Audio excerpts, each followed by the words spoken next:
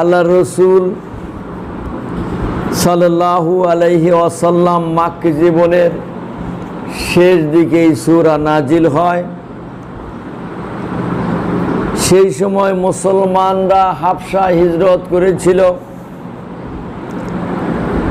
এর 41 নম্বর আয়াতে থেকে এটাই প্রমাণ পাওয়া যায়। 106 নম্বর আয়াত থেকে বোঝা যায় যে সেই সময় মুসলমানদের উপরে চরম নিপীড়ন নির্যাতন চলছিল। 112-14 নম্বর আয়াত দ্বারাই প্রমাণিত হয় সেই সময় মক্কায় দুর্ভিক্ষ চলছিল। এই সূরার বিষয়বস্তু সম্পর্কে দেখলে দেখা যায় শিরককে বাতিল ঘোষণা করলেন। মহানবী সাল্লাল্লাহু আলাইহি সাল্লামের ঘোষিত তাওহীদের ডাকে সাড়া দেওয়ার জন্য তিনি আহ্বান করেন। যারা সাড়া না দিয়েছে তাদের পরিণাম অত্যন্ত ভয়াবহ হবে। যারা বিরোধিতা করেছে তাদের পরিণাম ভয়াবহ হবে। তাদের এই পরিণাম সম্পর্কে ভয় এবং ভীতি প্রদর্শন করা হয়েছে। আলোচ্য আয়াতের অর্থে আল্লাহ রাব্বুল আলামিন যা বলছেন, নিশ্চয় আল্লাহ তাআলা ন্যায় বিচার, সদাচরণ এবং আত্মীয় স্বজনকে দান করার নির্দেশ দিচ্ছেন আর বারণ করছেন অশ্লীলতা, পাপ কাজ, অবাধ্যতা থেকে। তিনি তোমাদেরকে নসিহত করেন যাতে তোমরা এর থেকে শিক্ষা লাভ করতে পারো।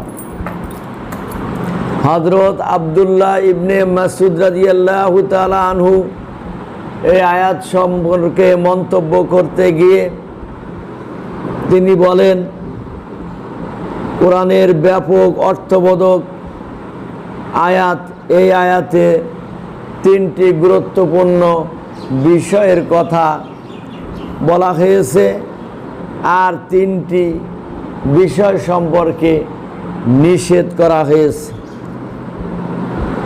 যার দ্বারাই একটি সুন্দর সমাজ, সুশৃঙ্খল শান্তিময় সমাজ ব্যবস্থা বিনির্মাণ করা সম্ভব। এই আয়াতের আলোকে মানুষ তার জীবন পরিচালনা করলে। এখানে সর্বপ্রথম আল্লাহ রাব্বুল আলামিন আদল সম্পর্কে কথা বলেছেন। এই আদল শব্দের অর্থ হলো ন্যায় বিচার। এই ন্যায় বিচার সমাজে, রাষ্ট্রে যদি প্রতিষ্ঠা করা যায়, এই হক প্রতিষ্ঠার মাধ্যমে ন্যায় বিচার প্রতিষ্ঠা করতে হবে। এই জন্য আল্লাহ রসুলের ঘোষণা, যারা কোরআন দিয়ে বিচার ফয়সালা করে তারা ন্যায় বিচার করে। আজকে আমাদের সমাজে ন্যায় বিচার নেই, কারণ বাতিলি আইন কানুন দ্বারাই বিচার ফয়সালা করা হচ্ছে। এর প্রতিকার, এর বিরুদ্ধে আমাদের সোচ্চার হতে হবে। কোরআনী আইন, কোরআনী সমাজ ব্যবস্থা এবং ন্যায় বিচার প্রতিষ্ঠার জন্য কোরআনী সমাজ ব্যবস্থা আমাদের প্রণয়ন করতে হবে। এই লক্ষ্যে আমাদের কাজ করতে হবে, আন্দোলন করতে হবে, সংগ্রাম করতে হবে, জনতার মাঝে ব্যাপক দাওয়াতি কাজ করতে হবে। যদি আমরা এটা করতে পারি, আমাদের এই সমাজে, আমাদের এই জন্মভূমি বাংলাদেশে একটি সুশৃঙ্খল ন্যায় বিচারমূলক কোরআনী সমাজ ব্যবস্থা প্রণয়ন করা সম্ভব ইনশাআল্লাহ। আদলের 2টি অর্থ, একটি হলো আল্লাহর, আরেকটি হলো বান্দা। আল্লাহর আদল হলো হকুল্লাহ, আল্লাহর অধিকার সঠিকভাবে আদায় করতে হবে। আল্লাহর সন্তুষ্টির জন্য সব কিছু করতে হবে। নিজের কামনা বাসনার উপরে অগ্রাধিকার না দিয়ে আল্লাহর বিধানের উপরে অগ্রাধিকার দিতে হবে। যথাযথভাবে আল্লাহর বিধানগুলি পালন করতে হবে। নিষিদ্ধ হারাম বিষয়গুলি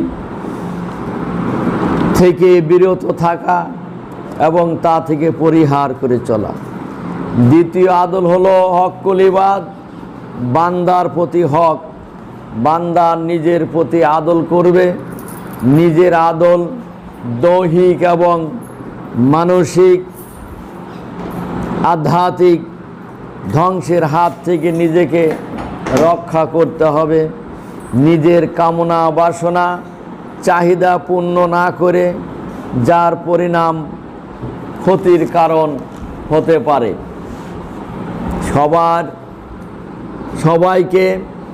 সকলকে সমাজের সবর ও ধৈর্য অবলম্বন করে অল্পতে তুষ্টি থাকা এবং সন্তুষ্টি থাকতে হবে। সমাজের মানুষের প্রতি আদল, একই সমাজে বসবাস করে পারস্পরিক সুসম্পর্ক বজায় রাখার মাধ্যমে আদল প্রতিষ্ঠা করা যায়। নিজের চেয়েও সমাজের প্রতি ইনসাফপূর্ণ ব্যবহার করতে হবে। এই জন্য কবির কথা, আপনার লয়ে বিব্রত রহিতে আসিনি কেউ, অবনি পরে সকলেই মোরা পরের তরে। যেমন সম্পদ বন্টন ছেলে মেয়েদের মধ্যে বন্টন করতে হবে কোরআনের বিধানের আলোকে। নিজের ইচ্ছা মতো বন্টন করলে চলবে না, আদল হবে না। আল্লাহর বিধানের আলোকে সমাজের ভারসাম্য রক্ষা করে সমন্বয় সাধন করতে হবে। আল্লাহর হুকুমের ভারসাম্যের অর্থ হলো প্রত্যেক ব্যক্তিকে তার নৈতিক, সামাজিক, অর্থনৈতিক, রাজনৈতিক, আইনগত এবং সাংস্কৃতিক দিক পূর্ণ ঈমানদারের সাথে আদায় করতে হবে। 2 নম্বর আদেশ আল্লাহ রাব্বুল আলামিন করছেন এহসান। আরবি হুসনুন শব্দ থেকে এহসান শব্দটি এসেছে, যার অর্থ সৌন্দর্য, সুন্দর, উত্তম রূপে সম্পন্ন করার নামই এহসান। সাধারণ অর্থে দান করা, সৎ ও কল্যাণমূলক কাজ করা, পরোপকার করা, উত্তম ব্যবহারকে এহসান বলা হয়েছে।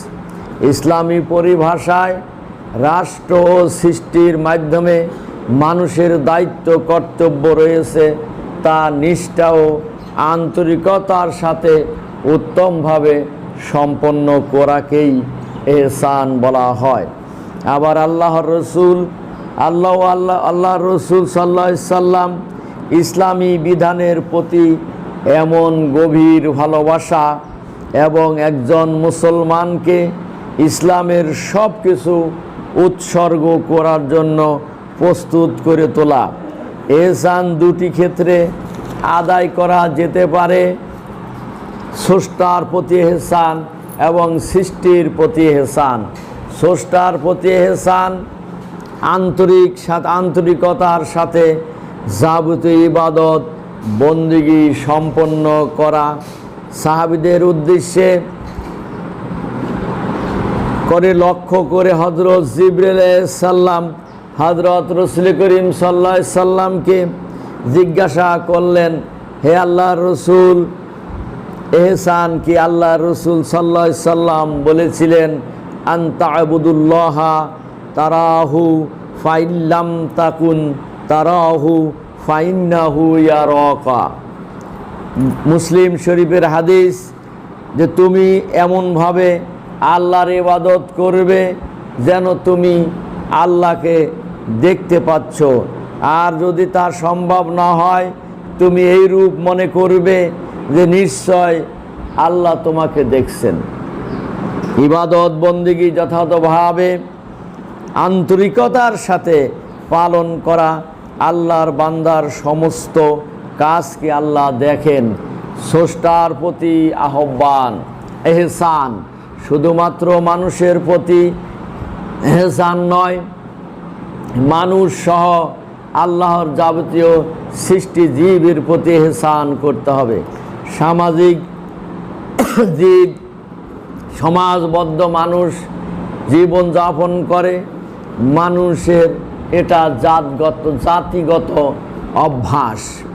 সুতরাং একটি সুন্দর শান্তিময় সমাজের জন্য এহসানের প্রয়োজন, যেখানে থাকবে পরোপকার, সদাচরণ, ভালো ব্যবহার, সহানুভূতি, ভালোবাসা, দয়া, ক্ষমা, অপরের প্রতি অগ্রাধিকার, পরস্পরের সম্মান মর্যাদা রক্ষা করে অন্যকে তার প্রাপ্য বেশি দেওয়া, নিজে অধিকার আদায়ের বেলায় কম নেওয়া, সমাজের কটুতা তিক্ততা থেকে বাঁচা। তাহলে এহসান, নিষ্ঠা এবং মধুর স্বাদের পরিবেশ বা সমাবেশ ঘটবে।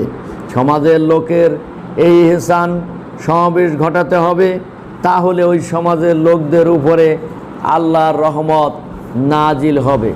আল্লাহ রসুল সাল্লাল্লাহু আলাইহি সাল্লাম বলেছেন, ইরহামু মানফিল আরদে ইয়ারহামুকুম মানফিস সামা। তোমরা পৃথিবীতে যা কিছু আছে তার প্রতি দয়া করো, তাহলে আসমানে যিনি আছেন তিনি তোমাদের প্রতি রহম করবেন। যদি মানুষের দয়া দেখানো নয়, সমস্ত সৃষ্টি জীবের প্রতি দয়া দেখাতে হবে। হাদিসে উল্লেখ আছে, আল্লাহ রসুল সাল্লাল্লাহু আলাইহি সাল্লাম বলেছেন, এক বারবনিতা অসৎ চরিত্র পতিতা মহিলা একদিন মরুভূমির বুক দিয়ে হেঁটে যাচ্ছিলেন। তিনি দেখলেন একটি কূপের পাশে একটি কুকুর হাঁপাচ্ছে, জিহ্বা বের করে পানির পিপাসায়। কিছুক্ষণের মধ্যে হয়তো কুকুরটি মারা যেতে পারে।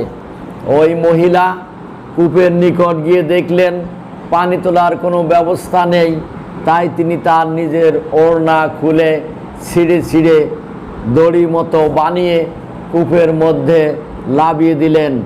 আর ওড়নাটা ভিজে গেল, সেই ভিজা পানি নিংড়িয়ে কুকুরকে পান করানোর কারণে কুকুরটি বেঁচে গেল। আল্লাহ রাব্বুল আলামিন ওই মহিলার জীবনের গুনাহ সব ক্ষমা করে দিয়ে তাকে জান্নাত নসিব করলেন। এই জন্য সৃষ্টি জীবের প্রতিও আমাদের দয়া ভালোবাসা দেখাতে হবে, তাহলে আল্লাহ আমাদের প্রতি দয়া এবং ভালোবাসা দেখাবেন। সুতরাং স্রষ্টার ও সৃষ্টির প্রতি দয়া এহসান করা যদি হয়, তাহলে সমাজের শান্তির বিরাজ করবে, শান্তি আসবে, আর আল্লাহর পক্ষ থেকে ক্ষমা, দয়া, ভালোবাসার প্রদর্শিত হবে। আল্লাহ তাআলা বলেন, ওয়াহসানু ইন্নাল্লাহা ইউহিব্বুল মুহসিনিন। তোমরা ইহসান করো, আল্লাহ তাআলাকে, আল্লাহ এহসানকারীদেরকে আল্লাহ ভালোবাসেন। তৃতীয় আদেশ আল্লাহ রাব্বুল আলামিন দান করেছেন, ওয়াইতাজিল কুরবা। আত্মীয় সন্নিকটতম আত্মীয়র প্রতি ভালোবাসা পোষণ করো।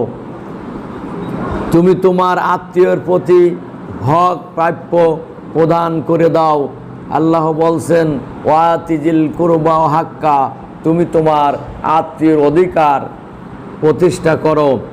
ওয়াতাল মাল আলা হুব্বিহি ওয়াজিল কুরবা। সূরা বাকারা 199 আয়াতে আল্লাহ রাব্বুল আলামিন বলছেন,